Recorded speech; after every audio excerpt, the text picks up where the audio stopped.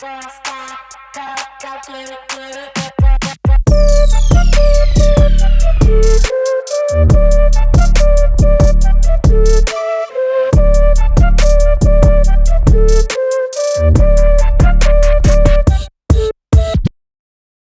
All right, ladies and gentlemen, welcome to another episode of James's Corner. I am your host, James Richardson, and today I have a very special guest on, my friend Darian Parker. He's just agreed to come on. I was on his podcast about, I think it's 4 years now, Darian, that I was on your podcast. A while ago, And man. yeah, yeah, and I appreciate your time and thank you for coming on. But I want to just let you introduce yourself, tell the audience who you are, and kind of just go from there. Yeah. Well, one, that was a great time all those years ago. Yes. Appreciate you coming on. I love talking to my colleagues. I think we're just always better together than we are apart, man. We So just learn true. from each other. And I learned from you and your history, and it was really moving and touching and you're thriving, man, it seems like. So I'm happy for you. Thank you, Always man. happy for my Thank you. colleagues. Yeah. But been in the business a long time. 24 years now, long time. um, and training pretty much full time the entire time, folks, one on one, but doing a lot of other things within that. So, for about 11 years, I worked for a company. It was a global leisure company. And for 10 of those years, I was the GM of a private fitness club in Las Vegas. And then was the national director of fitness for the same company, overseeing like 33 countries, fitness and wellness programming, and oversight, and that was great. Learned quite a bit about running clubs and all the auditing clubs and designing and budgeting and all of that great stuff, or that, which I still do on some level. I have, besides my personal training business, I have a spa fitness consulting management company, which keeping me pretty busy these days as well, with some current projects that I co-own with business partner of mine. And then I teach. I teach at 3 different colleges as an adjunct professor, and really enjoy giving back in that way. It's also great work, but it's just great to be on the ground level working with students who want to be in the profession that you and I've been doing for a while, Absolutely. and teaching them. That's often quite different than what they learn about Mm. in Yeah, school. that's So true. That's true. yeah. So that's been a big eye opener for a lot of the students, I would say. So yeah, Nice. that's kind of it in a nutshell. Yeah. Okay. Well, thanks for that. I appreciate it. So, Darren, let's start in the beginning. I want to go back. I always like to go back with my guests and just to see who they are, what made them start the certain things that they're into nowadays. So let's go back to the beginning of your life, I guess, and just kind of give us a story about your life and where you're from and how you ended up being in the fitness industry, what motivated you to get there, maybe some of the struggles that you had to be able to push through to get there. Can you just start from the beginning for us? Yeah, let's hit the Wayback Machine. Yeah, let's do it. And well, I was born to two really awesome parents who grew up. My dad was in the military for 28 years as an officer, and my mom is an incredible person who's been very supportive and hardworking. And they instilled in my brother and I the value of hard work, integrity. And my dad has always said, do something you enjoy in life. I was never pushed to do things that would quote unquote make me a lot of money, Mhm. or that this was good for my future. My parents were just like, do what you feel like you would enjoy doing Oh, that's so in your important. life. Yeah. So I know how fortunate I am with that. With my parents have always been very supportive, my brother and I. So I always knew that I had kind of permission to just do what I wanted to do. Mm. And fitness was just always in my life from the beginning as a little kid. And I think you see in children, you kind of know what they're really into. And my daughter's 13 and she's an artist. I mean, she's just an artist. I mean, she makes her own clothes, she sews, she crochets, she Wow. paints. I'm like, oh, this is her. This is who Yeah. she is. Yeah. I was like that, but with fitness I see. growing up. So it was just meant to be. It was going to be in my life. And so I didn't know how it was going to be in my life, but I was a collegiate track and field athlete. And it was basically just coming through that too, studying it, kinesiology while I was running. And I was just like, man, this makes so much sense for me. And they just always had that push from my parents, this push of excellence, do well in life, but do the things you feel good about doing, you'll figure it out. You'll figure out Right. how to support yourself, and Hmm. that has worked. It's totally been true for Wow. that. So I always followed that. That felt very there's a lot of wisdom in that for Mm. me, and I continue with that in my life. And I just think the first time I trained a client, it was right around 2000, and the minute I did it, it was like lightning. I was like, Interesting. "Oh, this is what I'm supposed to do." Yeah. Yeah. Yeah, it was magical the first time. I was like, "Oh, Wow. I'm good at this. This I is what see. I should be doing." Yeah. You felt like Yeah, you were naturally good at that. was naturally good at it. I felt like, and it just popped in my head, this is how I can meet a lot of people. Mm. That's what I felt like. I never thought about like, oh, how fit can I get these folks or reach their goals? I actually never thought about that. I just thought this is a great way to meet people, Mm. and it's a great way to have a good impact socially, emotionally, spiritually on people in a way that we would grow together.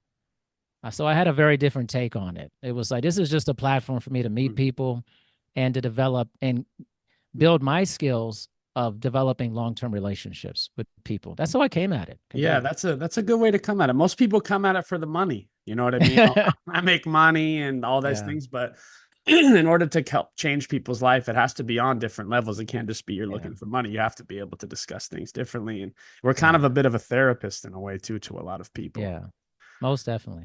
Yeah. Okay, cool. So I appreciate that.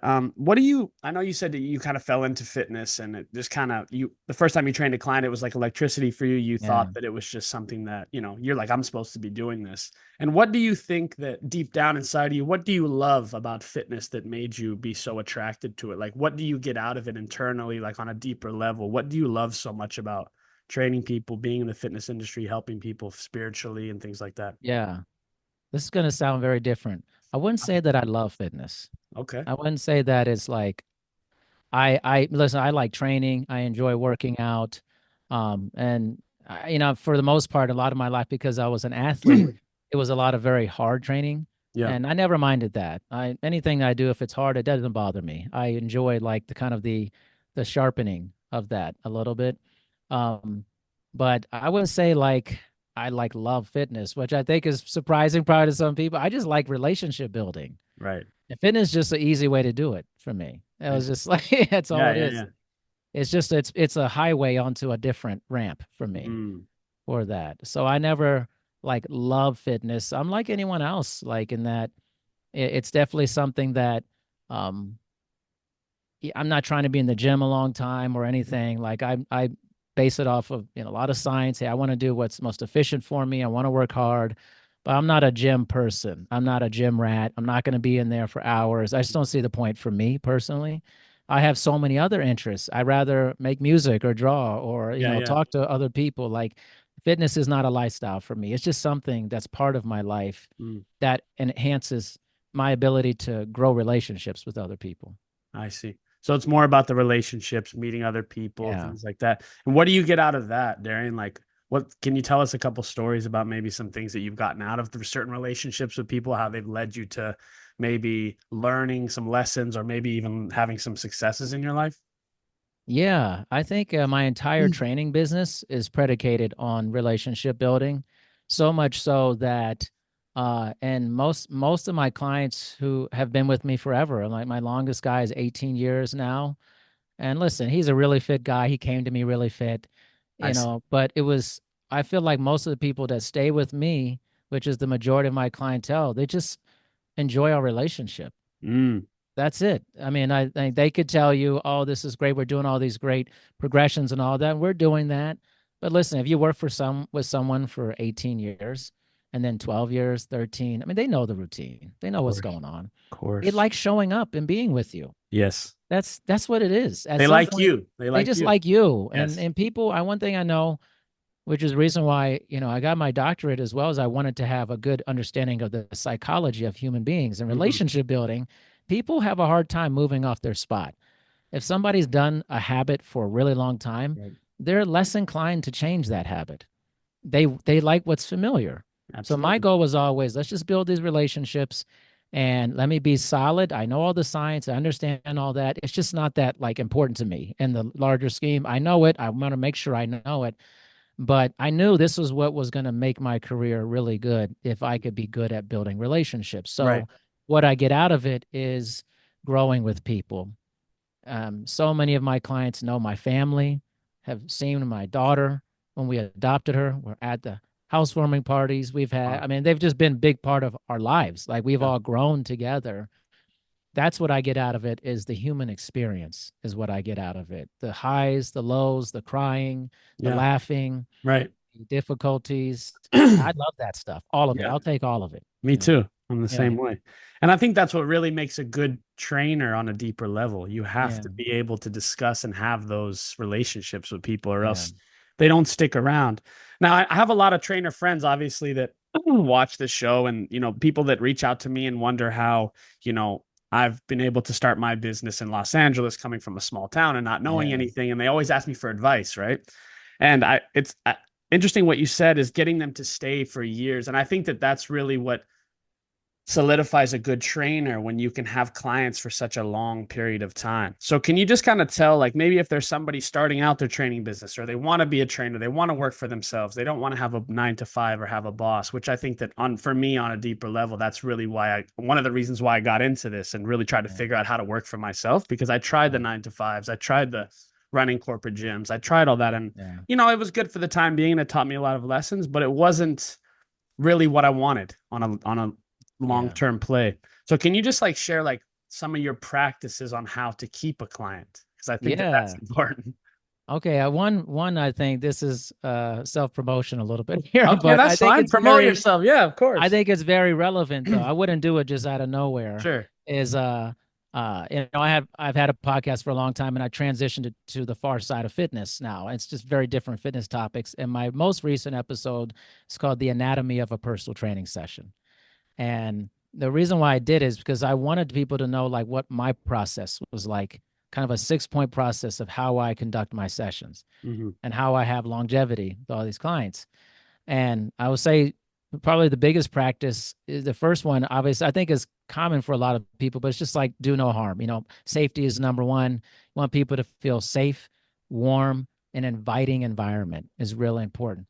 So I think like for all of the trainers, whether you're seasoned or brand new, is how you show up is critically important. Yeah. On that. Your energy and how you show up, whether the camera turns on or whether you're in person with someone, means everything. Yeah. That first 15 to 20 seconds is huge when you start with someone. Are you in a good mood? Are you kind of dragging? Are you bringing good energy to it? How are the clients feeling? I always check in with them. How are you feeling? What was your evening like? Yeah. What was your morning? Yeah. How are you feeling today? It's like a very much like a personal inventory. Exactly. Initially. And then that just guides me to what I want to do. I never have a set plan. I always have a concept. I don't have written workouts or anything like that. It's always conceptually, what do I want to do? Because as you know, if you do this a while, clients are very different all the time. Oh, wow. Yeah. They don't come the same people. Some of them do, but a lot of them, like, life is happening to people, especially if they have children. Yeah. They have a spouse, whatever. Life is different. It's chaotic all the time. They didn't sleep last night, maybe too well. I mean, how much can you get out of someone when they don't sleep? Exactly. I mean, it's like, true. Yeah, it's true. Right? You can't do much. So it's probably a lot more mobility, stability work. You're very deloading everything. It's just, so I think like a big practice is the energy you're bringing and the energy they're bringing. Yes. First and foremost. Yeah. For that. Absolutely. What do you think of that? No, I think I'm on the same page as you. I know it's so interesting that we bring this up, because I'm very like that too. I want to create that personal relationship with my clients immediately. And it's amazing that the amount of people that I've come across, it's amazing how many of them have never been asked how their day was or how they're feeling. And when someone comes into their home, like, because I go into people's homes, I'm in people's homes and they invite me in, and it's a big thing for a lot of these people. A lot of the people that I deal with are very wealthy. They don't have anybody in their home. They don't just have a stranger come into their home. So it has to be, So it's like, as soon as I step into their home, they have to feel that I'm genuine, have good character. I really just am concerned about how they feel and, what their day was like, because maybe somebody doesn't even ask them that. And I've had clients be like, you're the only person who's asked me that in 10 years. Like, it's just, and it's just immediately that creates a personal connection with them. And you're right. You know, first impressions are everything, especially when you're meeting. Yeah. You have to know what you're talking about. You have to be able to articulate it correctly and articulate it well. Um, and articulate in a way that they understand, which is difficult because not everybody understands the same way of Yeah. thinking and talking. So I think that that's very important, and being able to just be personable and be real. People are looking for Yeah. Yeah. realness. They're looking for being someone to be personable. There's so much fake stuff now, and everybody's trying to just make money and lie and oh, I did Yeah. this and I have this and all. And Yeah. it's just for me, it's just very simple. People understand simple. It's just we Yeah. don't need to complicate it. Let's just make it simple. I want to make you understand what it is that you need to do, but simplify it in a way where you understand. Because me, we're speaking different languages, you know. I know more Yeah. about this, that's why you hired me, but I don't want to confuse you. I want Yes. to make sure that you understand. So I think that, yeah, you hit it on the nail on the head there. I think that that's very important. Darian, Yeah. during this whole path, I'm sure that it wasn't always easy and you weren't always successful, Mm-hmm. because for me it's definitely been up and down, and there's a lot of tougher times because people look at, you know, sometimes they can look at my life, and especially where I come from, and they're like, wow, you know, you're doing it and you're so successful. It must be nice. And oh, you're the, Mm-hmm. and it's actually majority, I would say 80% is the opposite of that. It's been a lot of difficult times. It's been a lot of trouble. It's been a lot of trying to figure it out. It's been a lot of relying on myself for a paycheck, relying on myself to pay bills. Like, so on a serious level, like what are some of the tough things that you've had to deal with? And also, how did you get through those tough times of working for yourself? And maybe you had a tough time where you didn't have clients and you were trying to pay the bills and you were trying to scratch your way up and trying to get clients. Can you just run us through like your process or maybe some of your experiences with that? Yeah, I think the difficult times started immediately Yeah. with me. Yes. And actually started it during I've not told this story too many times, very few people, but it started during my doctoral program. And I was working as the director of education for a career college. And that was actually really good. But my doctorate was actually a pretty terrible experience. And I brought the same energy to training clients as I did to teaching students. Mm, Very relatable. Just be simple. Be just like we talked about. yeah. Have a good time. What's the energy I'm bringing? And I had a professor there who he just didn't like me. He thought that I was too freewheeling, Mm. like I was too happy Now they when hate I that. was, yeah. And he told me to my face that he didn't respect me and he Wow. didn't like the way I taught students. And it just fueled me, honestly. I've never been someone who just shrinks about it. I'm just like, okay, I'm gonna show you. I had Yeah. that chip on my shoulder. Right. And I think they just thought I would quit my doctoral program. They made it very difficult on me, but that was never an option for me. I knew they would never break me. So I just used that as fuel. I graduated my doctorate, and then I think after that, just training people was just kind of a slow go in the beginning. I mean, it's like for a lot of people, Yeah. it's hard in the beginning. That first 18 to 24 months is pretty brutal, because you really sometimes you have to take on clients you don't really want to be taking on. Like you're Yeah. smiling because you know No, I know exactly. I've been through the whole thing with this you've been stuff. So through, I man. get You it. know what I it's get it. like. Absolutely. Yeah, this is real trainer talk here, man. Yeah, It's like you, absolutely. But people need you to hear this, I think, because right. this is the honest. This is just This is honest. honestly, you're taking on people because you need to make money, Exactly. and you realize like at this point in your life you would never take on those people.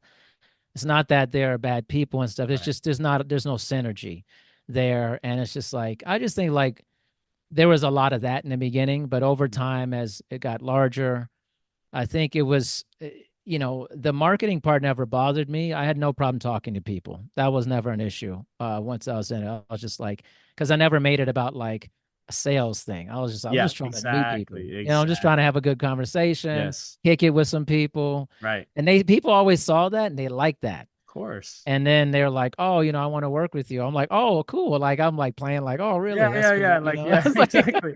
Yeah, the disposition is kind of like, oh, laid "Yeah, back, that's cool. whatever. Yeah, Yeah, sounds that's good. Yeah, cool. Sounds exactly. great." That's important. But That's important. it is like I'm not chasing after, but I kind of am at the same time. Exactly. Yeah, yeah, I'm yeah, just yeah, gonna be yeah, honest yeah. about No, it. yeah, no, I get it.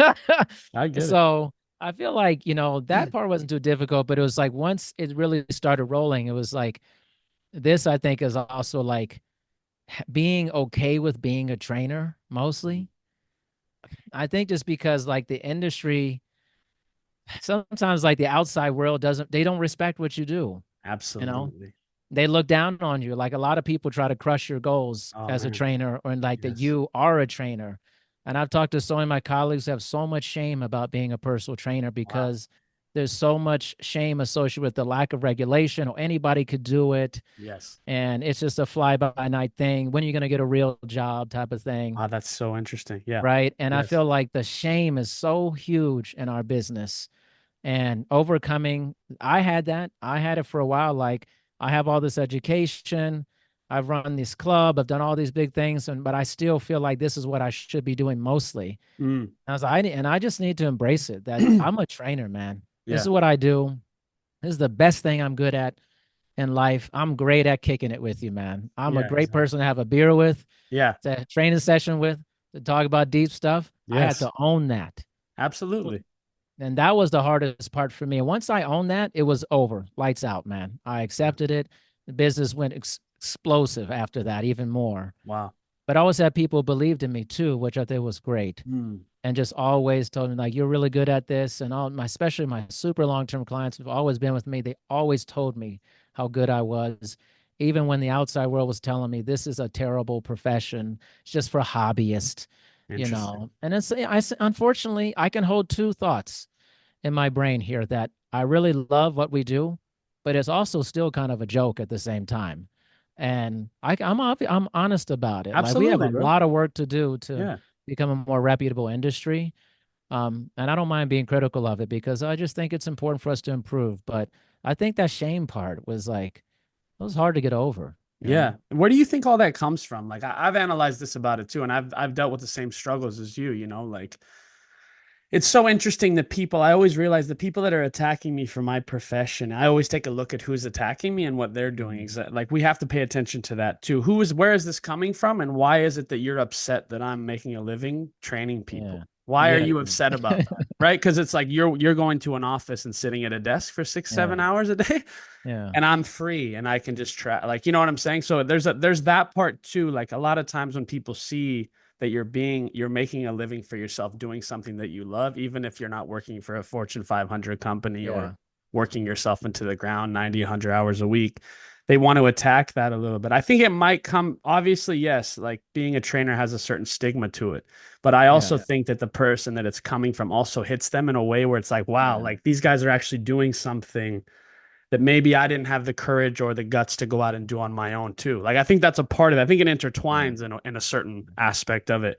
Where do you think like that? Like, do you think it's just a stigma that the fitness community has created because it's kind of easy for people to get a certification to be a trainer? Like there's a lot of really bad trainers. Mhm. Now I'm seeing trainers that look like they've never worked out in their life before, but they're training Mhm. people that are even fitter than them. It's a little bit confusing, and it makes the community kind of look bad in a way. um so where do you think that comes from? Like, where feeling the shame and people attacking the profession, where do you think that comes from? I think several things. I think one thing is that in our society, in America particularly, I think we value jobs like in finance Yeah. or engineering, lawyers, Hmm. doctors. This is just very old school thinking, Yes. that these are the most important things Mm. that you can do with your life to spend your time working, and that this fitness thing is just kind of a hobby. It's just for Mm. fun. You know, Yeah. there's really nothing serious about it in people's mind. And then I just think we've hurt ourselves by having very low standards.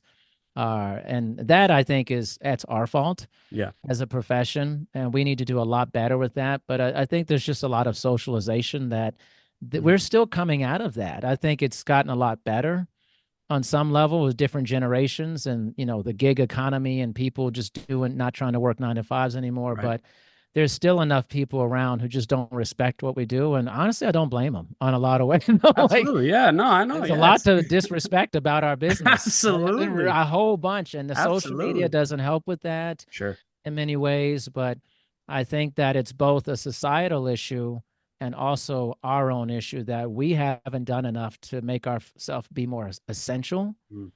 and more of a vital piece of the American experience. Right. I mean, there's almost nothing more important Yes. than your body and your mind together, working together and moving and Hmm. being active. I mean, I would say this is probably very controversial, but like this is very anti what educational, and I work in colleges. I just think things like math are really not that important. I know everybody who Absolutely. loves math and is like, oh, math is Not so important. everybody.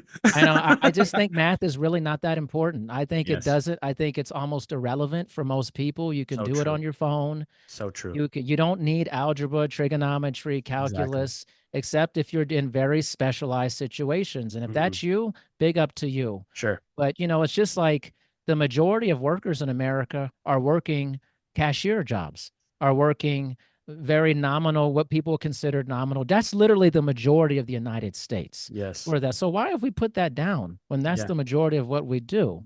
So we have this elitist mentality about jobs, Uh-huh. and I think, and we fit into that nominal job sector. Like, Yeah. oh, but it's also our fault at the same time. So Absolutely. it's Yeah. a weird dichotomy. Yeah, it's so true. It's so true.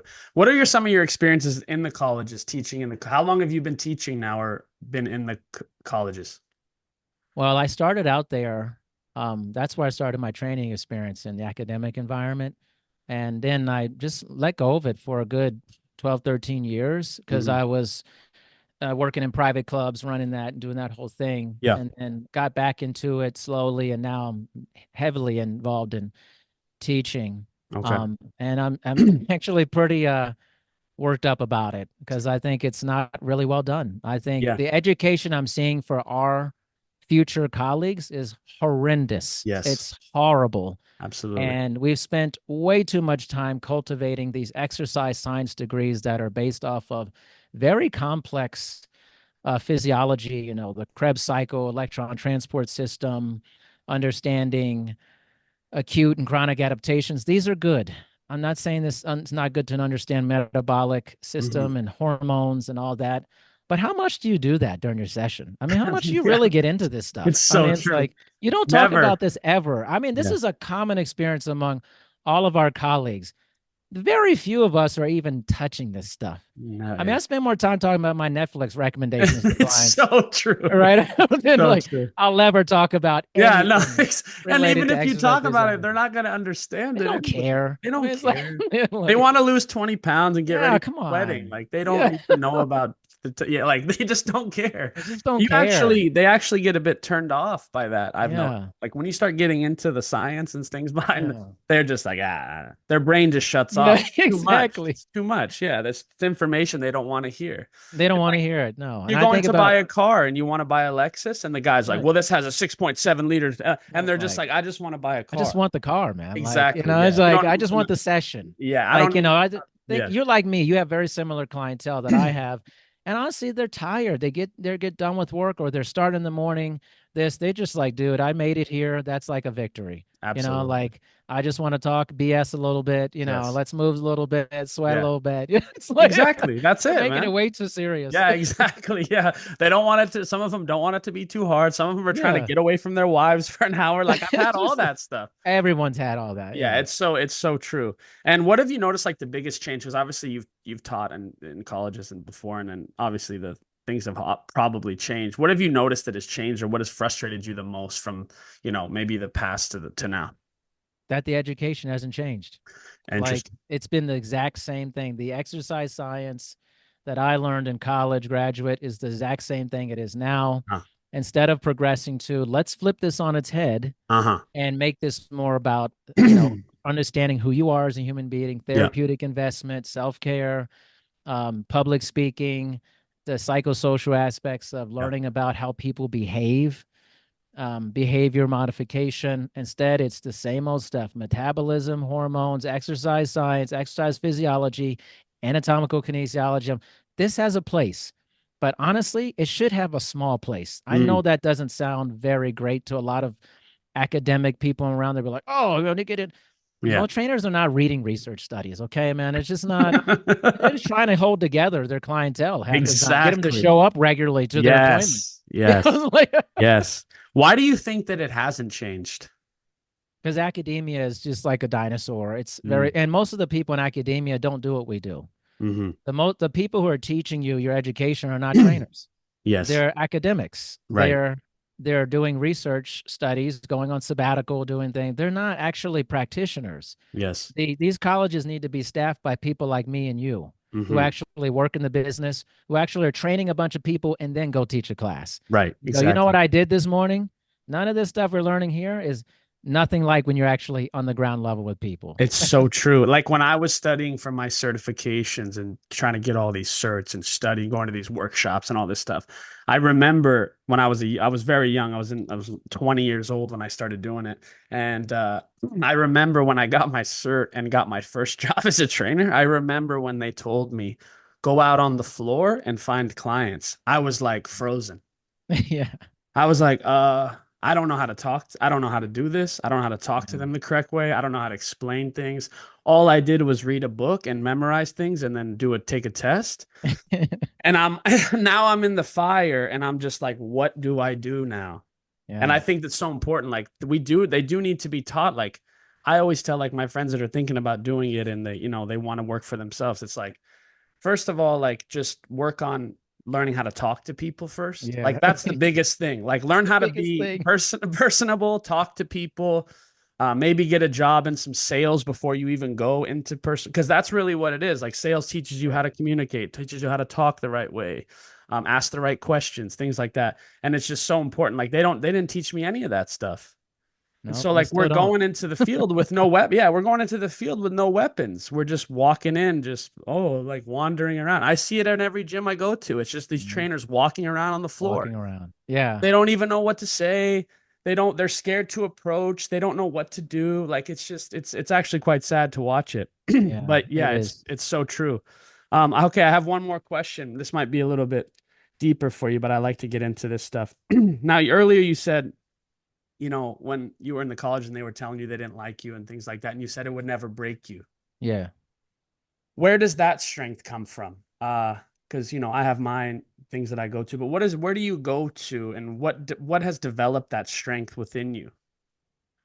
I would say probably just the athletic adventures I've had in my life. I think losing early is really important. Mm, Like I was always a track and field athlete, a sprinter, and I went to college on a scholarship. And it was just a really eye-opening experience of like being really good and then not being so good mhm. initially Yeah. and losing a lot, and training really hard and feeling like really bad about yourself, Right. and like but learning how to get back up, 5 a.m. pool practice, taking all your classes from 8 to 2, practice to 3 p.m., practice for 3 hours, Yeah. hit the weights after that, study. Like that develops a toughness. I think there were some things I would have changed about it training wise, as a track and field coach, as I did for a little bit. I would have trained, I would have had a different idea about it for my coach, for me, Yeah. but that's a different story. But I do think it does create this hardiness Hmm. in you. And I think like if like you gotta lose at something early. Something has to be taken from you early. I feel like I know that sounds really morbid, but like, No, it's true though. like you then like when somebody steps to you and is like, I don't like this or that, you're like, dude, I've already lost a bunch of times. Yeah, I'm like, exactly. So it like, hard. Yeah, it toughens you up in a way, I yeah, guess. you're just another person in this line. Like, Yeah, exactly. move Yeah. over. I'm Right. gonna keep it Right. running. Right. And do you have any practices when like you're feeling like nothing's working out for you? Like, do you have anything that you do specifically or to get you through that time? Yeah, I think it's like good to like not be distracted. So like a lot of like I still do this today. Like if I want to like really think about why things aren't going a certain way, or I just sit down and I just like stare at the sky, look around. I just get close to myself Yeah. and Yeah. really think about like just not even like my breathing, just like I think about my thoughts Mm, a lot. Like why am I thinking this? Where could I take this? How does this how does this serve me? How does it not serve me? Like just that time with yourself. I think yeah. I've always had a lot of that in my life where I like Mhm. really go inward and start thinking about my life. Yeah. Yeah. That's And I think important. that's really important. Yeah. And the self-awareness to be able to kind of remove yourself from yourself and look at it and be like, Yeah. what's the best thing for me to do here? Yeah. Well, Darian, I appreciate you coming on today, and I think that this was a great conversation. Do you have anything you would like to add or say before we go? Uh, no, I don't think so. I think it Very was good. pretty revealing. Hopefully, I think Yeah. like hopefully for our trainer friends and colleagues, and I Yeah. think this is maybe one thing is that I think we all should talk about our sessions more often. Like I Mm. feel like we all talk to each other about training in a very nebulous way. It's like, oh, oh, I work with some clients and I do this and that. This is kind of a methodology. We're like, no, but what are your sessions like? Yeah, the Like, in depth of what and happens in like what session. happens during your session, not the training BS stuff, Right. like just like what's it like when you're working with people, like Yeah. what we were just saying, like, oh, some people just want to like get away from other people in their lives, or they're just like, I'm so tired, man, like the real stuff, Real not stuff. like Yeah. the sets and reps and the, I did this periodization. Like, who cares? Come on, it's just Yeah. Yeah. like how you're like a real person in your session, Yeah. like Exactly. like Exactly. Yeah. that. I Absolutely. encourage all of us to have those conversations. Absolutely. Yeah. Well said. Well, Darren, where can all my listeners follow you? Where can they find you? Where can they watch your podcast? Can you just give them your Yeah. handles of where they can find you? Yeah, I mean, I think if you enjoy James' podcast here, you'll definitely enjoy mine, The Far Side of Fitness, where we get into a variety of different topics that maybe aren't talked about a lot in our business, including the stuff we talked about today. That's on any major podcasting platform. And then my website is drdarianparker.com, spell doctor all the way out, and then darianparker.com. It has just everything about me on there and my interest and kind of my philosophies about training and life in general. So that's probably the best way. Yeah. Awesome. Well, once again, I appreciate you coming on, Darian. Make sure everybody subscribes to the YouTube channel. And thank you guys for joining us.